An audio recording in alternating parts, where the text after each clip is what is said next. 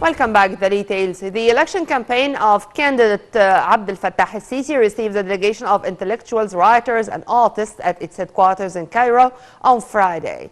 The campaign chief, Councillor Mahmoud Fawzi, said Sisi's election campaign chose various cultural fields as part of its belief in Egypt's soft power.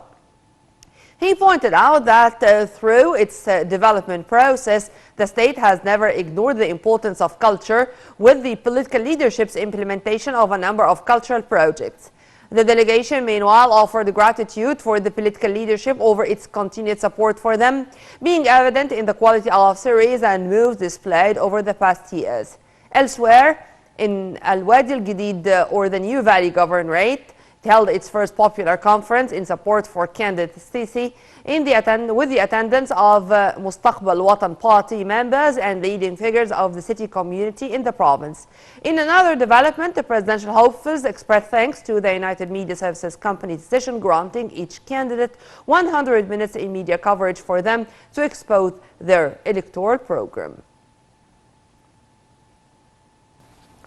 Taking you to some business news, Egypt's stock market indices rose during last week's sessions, gaining £16 billion. The market's capital for companies listed in the bourse reached £1,648 trillion, gaining 1%. The bourse's weekly report showed that benchmark EGX 30 index rose by 0.29% to reach 24,383 points, while medium-capped index EGX 70 was up by 4.44% to reach 4,865 points. And the broader EGX 100 gained 3.63% to close at 7,159 points.